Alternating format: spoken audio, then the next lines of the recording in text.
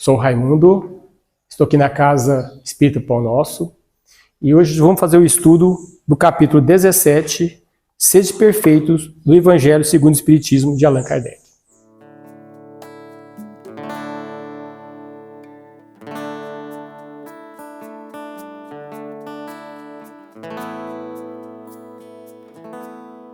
Bom dia, né? Estamos aqui mais um final de semana glorioso. Eu falo assim que é uma bênção, né? Estarmos aqui revigorando as nossas energias espirituais, com aquela força que precisamos tanto, né? Para seguir em frente, dia a dia, superando os obstáculos, os desafios.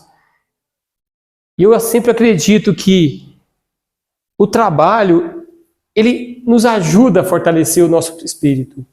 De alguma forma, ele nos ajuda a seguir em frente, a superar as dores, os medos e até mesmo a doença. Quando a pessoa está doente, ela fica convalescente e vai para a cama, né? E na cama começa a pensar coisas que eu vou morrer, que isso vai acontecer aquilo outro. E se pensasse ao contrário? Eu não vou para a cama, eu sei que essa doença é passageira, amanhã eu vou estar bem, vou seguir em frente, com a ajuda de Deus, com a gratidão de todos os meus irmãos espirituais. Você viu duas coisas que acontecem na nossa vida? Com a mesma situação, você pode pensar de forma diferente? Em vez de pensar que vai acontecer algo negativo, pense em algo positivo, aquele que te ajuda a fortalecer mais. Porque é isso, quando você pensa nas coisas boas, ela acontece. Eu vou ler então Fonte Viva, né? É um livro de Francisco Cândido Xavier, pelo Espírito de Emmanuel. Eu sempre gosto de ler e iniciar a nossa discussão com ele, porque ele traz uma mensagem significativa, é curtinha, mas é sempre profundo. Eu vou abrir aqui na página, olha aqui, aleatoriamente eu abri aqui, um pouco de fermento. Depois a gente vai ler o Evangelho aqui. Vamos começar. Ninguém vive só. Começa assim. Realmente, ninguém vive só. Nossa alma é sempre núcleo de influência para os demais.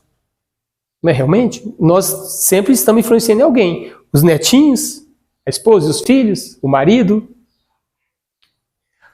Nossos atos possuem linguagem positiva. Nossas palavras atuam à distância. Né? Quando oramos para alguém que está distante, de outra cidade, outro bairro do país.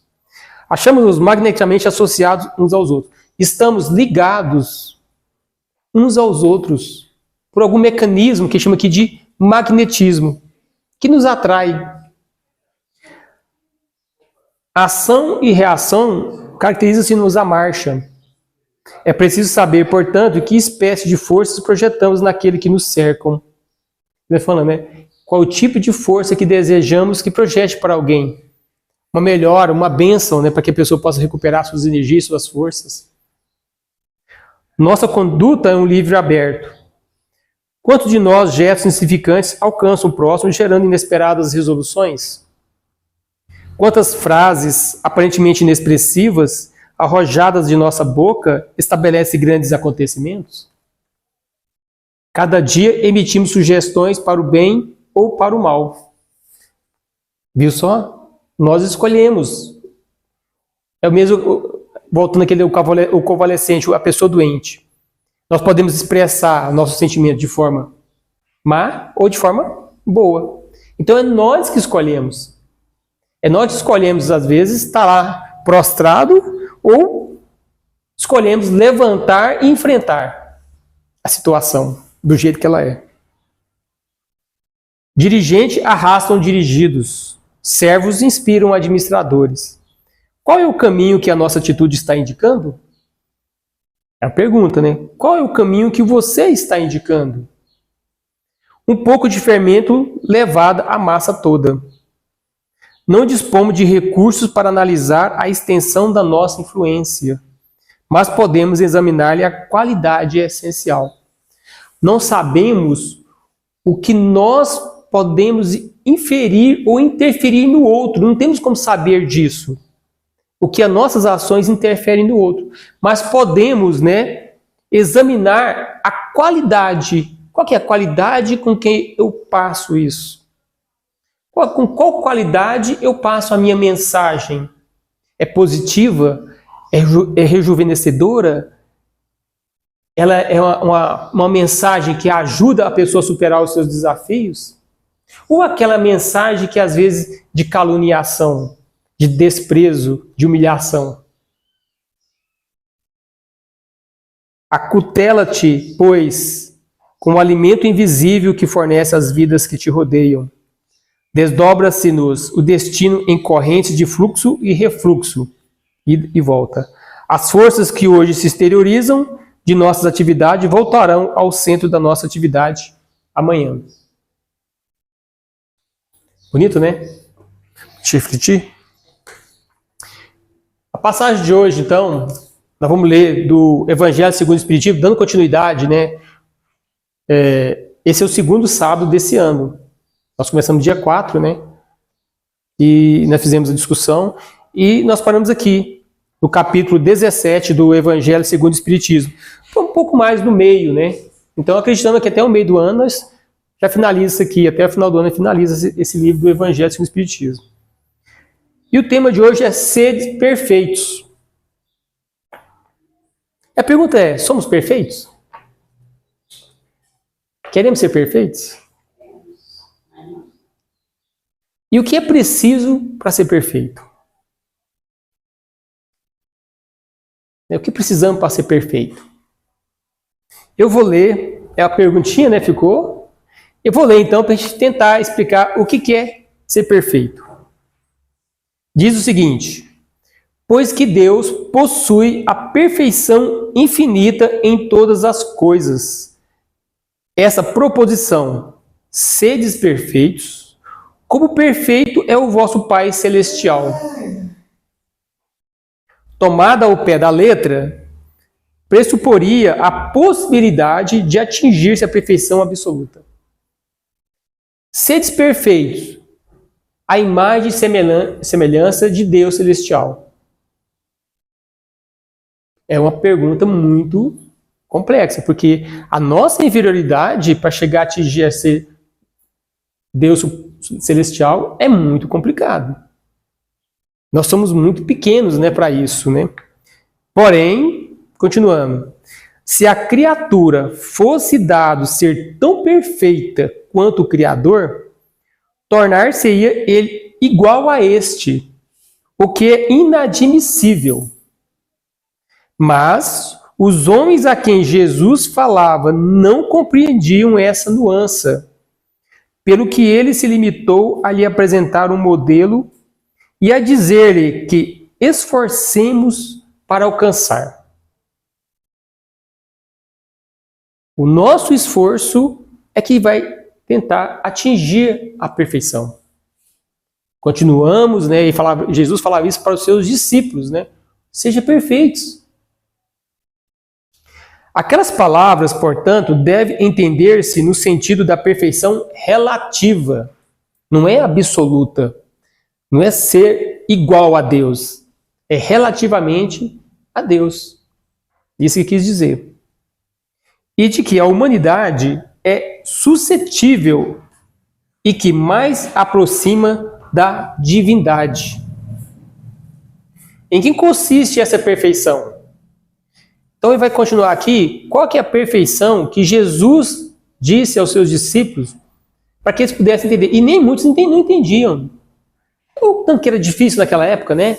2000 anos atrás, tanto que era difícil você falar num idioma que era relativamente muito mais pobre linguisticamente e que a pessoa pudesse entender.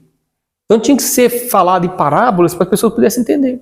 Hoje o nosso idioma tem muito mais vocabulários, muito mais facilidade de entendimento, né? Jesus diz: em amarmos os nossos inimigos, em fazermos o bem aos que nos odeiam, em orarmos pelos que nos perseguem.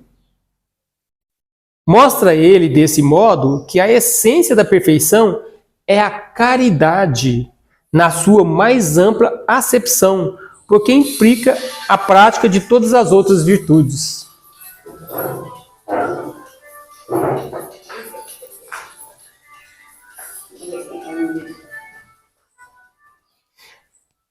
Então vamos lá. O que ele quis dizer com perfeição? Em amarmos os nossos inimigos. Em fazermos o bem aos que nos odeiam. Em orarmos pelos que nos perseguem. Peraí, então é fácil ser perfeito? Basta eu, então, amar os meus inimigos. Ou seja, basta eu apenas amar a Deus sobre todas as coisas e o meu semelhante como a mim mesmo. É só isso. Amar a Deus sobre todas as coisas e amar os meus semelhantes como a mim mesmo. Resumiu. De novo, né? A mesma coisa que nós estamos falando desde o início. Então, se eu conseguir fazer isso, eu estou me aproximando da perfeição que Deus colocou lá no início. Com efeito, se observa os resultados de todos os vícios e mesmo dos simples defeitos, reconhecer-se-á nenhum haver que não altere mais ou menos o sentimento da caridade. Porque todos têm seu princípio no egoísmo e no orgulho, que lhes são a negação da caridade. O orgulho e o egoísmo.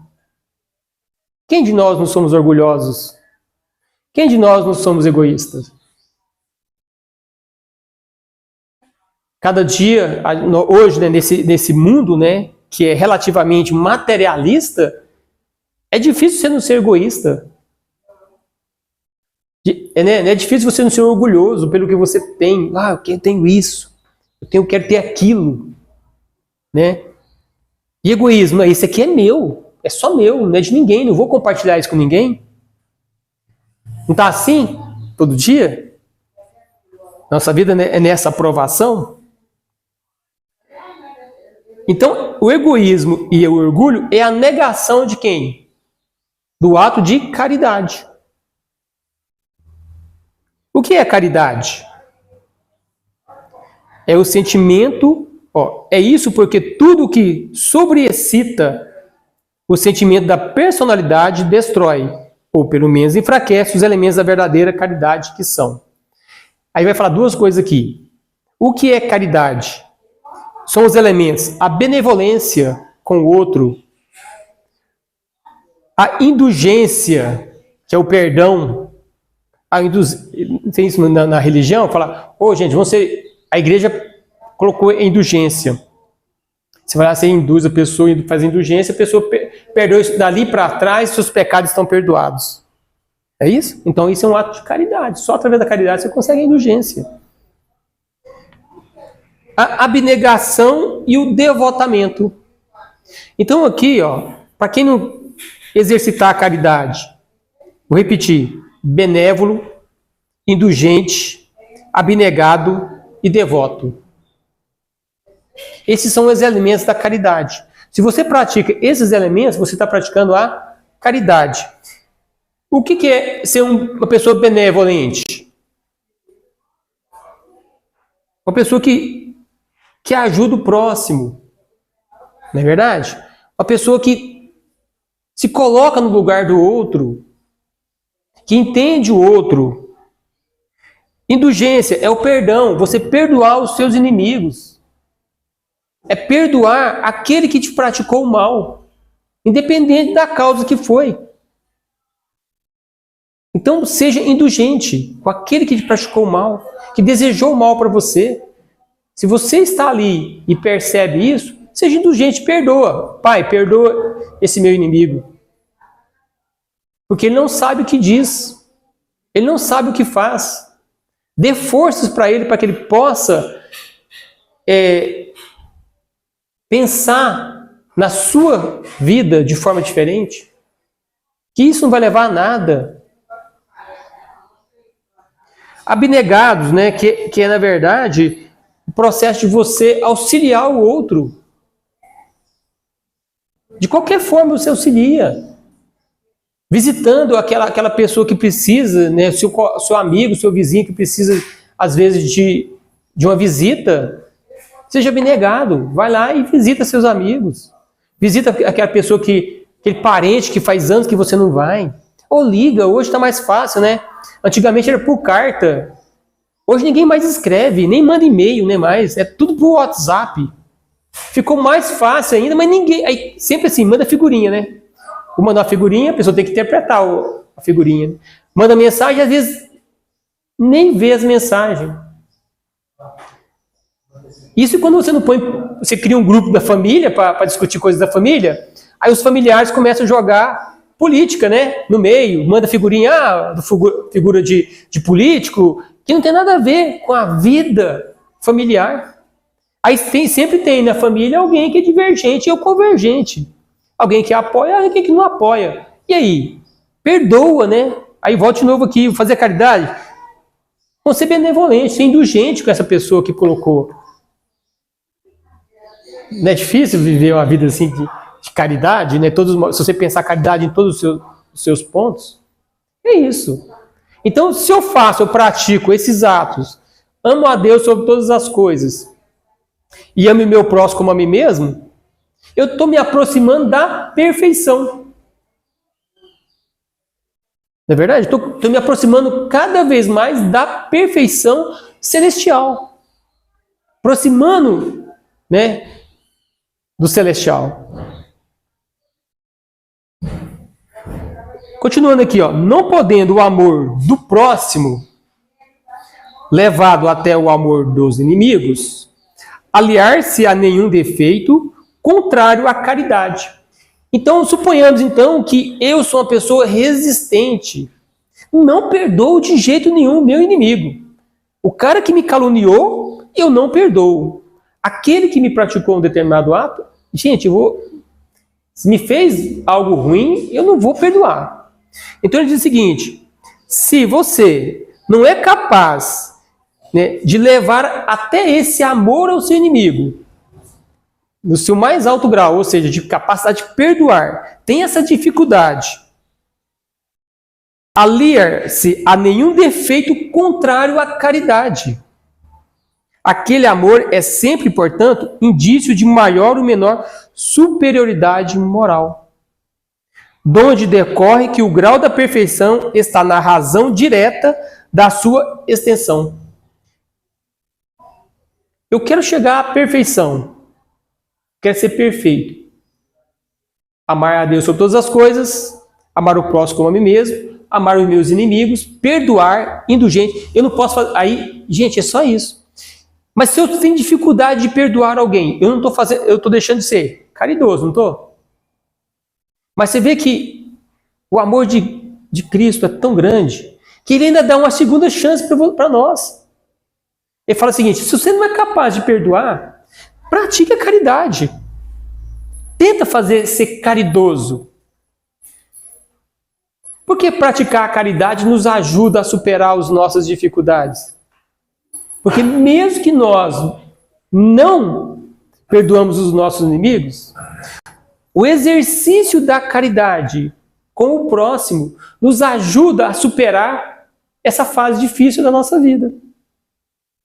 O trabalho caridoso com o próximo que você desconhece, que não é o seu inimigo, que você conhece, te ajuda a superar e ver a possibilidade de você entender o amor ao próximo. Pelo menos isso. Então o grau de perfeição, ela é o quê? É relativo à sua ação. O grau, ela é proporcional. Tudo não é proporcionalidade? Se você dá amor, você recebe amor? Proporcional. Né? Nossa vida não é assim? Se você dá carinho para uma criança, o que a criança não retribui para você? O carinho? Agora chega uma criança, por exemplo, que são as crianças, eu falo assim que as crianças são os nossos termômetros, né? Trata mal uma criança, você vê. Né? Ela não sabe de nada, mas ela sabe, por exemplo, que não quer ficar com você. É o instinto primário dela. Se chegar uma criança e pedir para fazer um perdão para você, ela não sabe por quê. Ela tem o instinto dela. Se você ajuda ela, ela vai te ajudar. Se você faz carinho nela, vai se aproximar de você. Né? Então, ó, Portanto, vou ler de novo. Não podendo o amor ao próximo, do próximo, né? Levado até o amor dos inimigos, aliar-se a nenhum defeito contrário à caridade. Aquele amor é sempre, portanto, indício de maior ou menor superioridade moral, donde decorre que o grau da perfeição está na razão direta da sua extensão. Foi por isso que Jesus, depois de haver dado a seus discípulos a regra da caridade, do que tem de mais sublime, disse-lhes: sedes perfeitos, como perfeito é o vosso Pai Celestial. Legal, né?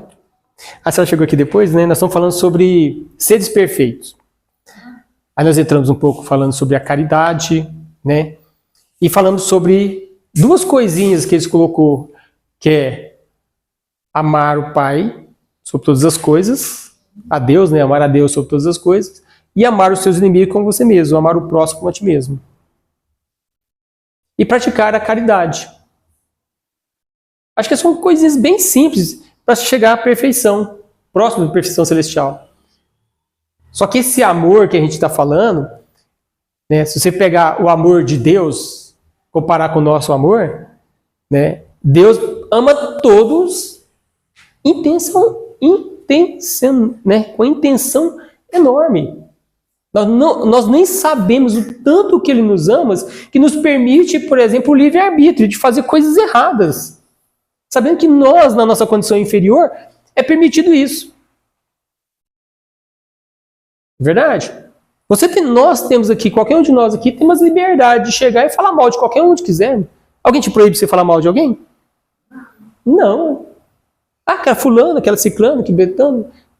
Mas Deus não está lá? Próximo da gente? Na sua imensa, né, sabedoria? Ele não dá o livre-arbítrio para você escolher? Para você caminhar?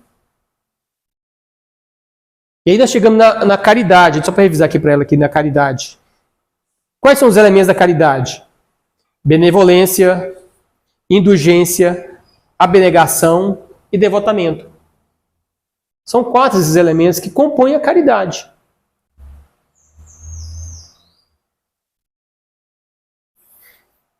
Então eu vou deixar aqui, tem uns minutinhos, né? Vamos abrir então, para quem quiser perguntar algo sobre a nossa reflexão de hoje. Né? Alguém fazer alguma pergunta? Alguém fazer algum comentário sobre isso? Como chama isso? Capítulo 17, sedes perfeitos.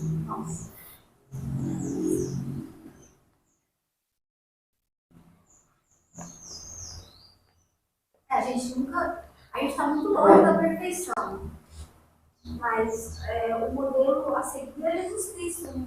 O Espírito mais perfeito que veio para nós para nos mostrar o caminho. Ele mesmo disse que ele é o caminho, a verdade, a vida. E Jesus, ele fez mais do que só falar, ele exemplificou. Tudo que ele ensinou, ele exemplificou. Então, assim, tudo que ele estava falando, ele estava fazendo. E o bonito é que Jesus, ele cumpriu as profecias, né, dos antigos. Os que precederam Jesus, né, que eram os enviados do nosso Pai para ensinar o povo daquela época, a não ser que era dito como profetas, né, o profeta Isaías, o profeta Jacó, eles sempre diziam do Messias e falavam até os salmos, né? Jesus cumpriu todas as profecias, porque ele é o Messias, ele é o enviado do nosso Pai. Então, assim, a buscar esse ser perfeito, porque só o nosso Pai é perfeito, o Criador é perfeito. Mas a gente tem que estar buscando essa perfeição através do melhor exemplo, né? Que é Jesus Cristo. Ele veio dessa forma. Irmã Pérola, ela nos ajudou, né, assim, a ter um referencial, né? Porque se eu preciso, eu sei o que eu tenho que fazer, mas eu não tenho um referencial. É verdade? Então Jesus é o referencial mais próximo de nós. Não é verdade? Tudo que ele fez por amor. Se a gente olhar lá no Evangelho, ler o Evangelho, ler, que nós estamos estudando na semana, né? Na terça-feira nós estudamos as parábolas, né? Cada parábola dele, ele mostrava os ensinamentos. E aqui também, que Jesus colocou, ó, sedes perfeitos, tá aqui, ó. Ele fala o seguinte aqui: sedes perfeitos, como perfeito é o vosso Pai Celestial. E depois ele fala aqui o seguinte, que para ser perfeito, para seguir esse caminho da perfeição, nós temos que praticar também o ato da caridade. Porque a caridade, eles nos auxiliam no trabalho a compreender o outro, a compreender como nós realmente somos. Se a gente ajuda o próximo, né? Se a gente ajuda o próximo, perdoa, não é verdade? É abnegado, tem o devotamento, né? Somos devotados, ou seja, estamos ali apoiando. Não é verdade? De alguma forma, se eu estou praticando essa caridade, eu estou chegando aonde? Eu estou chegando mais próximo da perfeição. Isso em todos os momentos. Lógico que nós temos muitos defeitos. Muitos, né? Aqueles que não têm defeito, como diz Jesus, você não tem defeito, atira a primeira pedra, então, hein? Não falava isso para o pessoal que... Ele falava, não, se você não é perfeito, então atira a primeira pedra. Vai lá e atira. Fala que não é imperfeito. Quem ousa falar isso? Se alguém falar assim, atira, se você é imperfeito, já joga a pedra no rio. Aí você tem que fazer reflexão, né? O que é ser perfeito? Antes de pegar a pedra, né? Você pegar a pedra e jogar no rio, se não ser perfeito, você está sendo mais imperfeito ainda, porque você não compreende o que é ser perfeição. Então, geralmente, quando faz essa pergunta, Jesus fez essa pergunta, descobriu que ninguém é perfeito. E todo mundo aqui está aqui seguindo uma trajetória. Mas podemos aproximar da perfeição. Né? É fácil aproximar da perfeição. Mas precisa o quê? De exercício. Não julgar as pessoas. Perdoar as pessoas, né? Em todos os seus graus. Manter. Às vezes eu até acredito, assim, uma coisa que eu pratico, né? Para mim é difícil, gente, também. E a gente estudando é difícil, porque tem momentos que você fala, gente, não tem jeito. Você tá ali, conversa com a pessoa, ignorância, a pessoa não é ignorância, é difícil, né? Aí você fala assim, pelo amor de Deus, você tem que. Aí você fala, sem querer, você rebate a pessoa. Não, você tá errada. Nossa senhora, você fala, a pessoa. Determinadas pessoas falam que tá errado, gente, não é difícil às vezes? Então eu tenho que ficar me cuidando, né? Quando eu vejo que a pessoa está falando uma coisa que não é aquilo, eu falo assim, eu penso assim, Senhor, né? Me auxilie nos meus pensamentos. Antes de falar qualquer coisa, eu peço para auxiliar meus pensamentos, para sair a palavra que não magoe a outra. E mesmo assim é difícil, dependendo da forma como você fala, da entonação que você fala, a pessoa ainda acha ruim. Mas o que você quer dizer com isso? Não é verdade? Até a entonação da voz. Então a entonação da voz. Você não falou para ofender, mas foi o tom que você falou. Exatamente. Você sabe até usar o tom certo. O tom certo, né? Olha o tanto que é complicado, né? Mas às vezes, se você manter o seu coração em paz, né? E às vezes, assim, às vezes se você não puder falar nada, assim, se vai falar algo que vai ser chatear outra pessoa, né? Sorria para a pessoa, espera um tempo. Sempre é possível, assim, contar 10 segundos, né? Eu falo assim que tem um segredinho seguinte, se você não quer magoar alguém, conta 10 segundos. Aí você está lá, assim, 1, 2, 3, 4. Aí a pessoa, você não vai falar nada, não? 5, 6, fala alguma coisa. 7, 8, 9, 10. Não, tudo bem, você está certo. A pessoa já desarma a pessoa, tá vendo? Você dá uns 10 segundos, né? Mesmo que a pessoa está lá, porque a pessoa às vezes está agitada, tá, né? E aí se você dá uma... Mas eu estou pensando, então deixa eu pensar, isso é confiando, né? Estou pensando para responder para você. Então acalma a pessoa que está lá e acalma você do lado de cá. E nós estamos praticando o quê? A benevolência, né? Sendo benévolo com outra pessoa, até mesmo nesse processo de atender a outra, né? É um processo de busca de sabedoria. De sabedoria. Porque quando a gente silencia, a gente pensa. E sabe, ele sempre pensa. Exatamente. Então, assim, a gente precisa mais de pensamento antes de falar. Silenciar, como você falou, diante de uma coisa nervosa, de uma situação agitada, uma pessoa agitada, a gente sabe silenciar. A gente vai buscando isso, como você falou, é um exercício, não é? Um exercío. E é bom poder praticar isso aqui mesmo, né? É verdade? Na nossa vida, no nosso trabalho, né? Nós estamos trabalhando com os amigos, com os parentes. Então, se você já tem o conhecimento espírita, né? Tem um pouco de conhecimento, o que nós temos que fazer? Praticar. E onde eu pratico isso? Aqui na casa? Não, somente lá fora, né? Que é o mais difícil, é lá fora.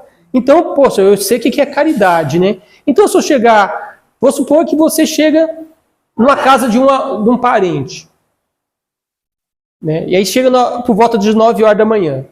Aí, lógico, né? O parente vai ter que preparar o almoço, né? Qual que é o seu comportamento? Você senta no sofá e espera a pessoa terminar o almoço, ou você vai ajudar essa pessoa? Não estou praticando o meu comportamento?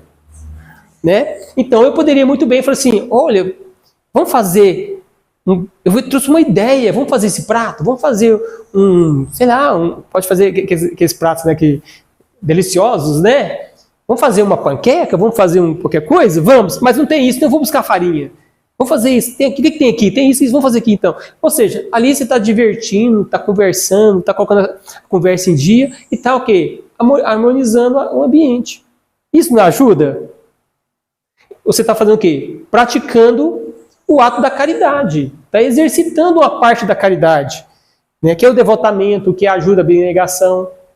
Depois, numa conversa, tem o perdão, né? A pessoa fala uma coisa, estou falando daquele, o seu filho ou sua filha não tem futuro. Aí você fala assim, poxa, está falando mal da minha família, né? Lógico que você vai querer defender. Mas aí você vem e fala assim, não, vou perdoar porque, né, todos nós não temos nossos defeitos. Aí você pode falar até assim, eu sei que a minha filha às vezes tem dificuldade, o meu filho tem dificuldade, mas eu tenho certeza que ele vai superar pelo ensinamento que a gente está dando para ele. Olha só. Você rebateu a crítica e fez o ensinamento também, ajudou outra pessoa. Sem ofender. Olha só, que lindo, né?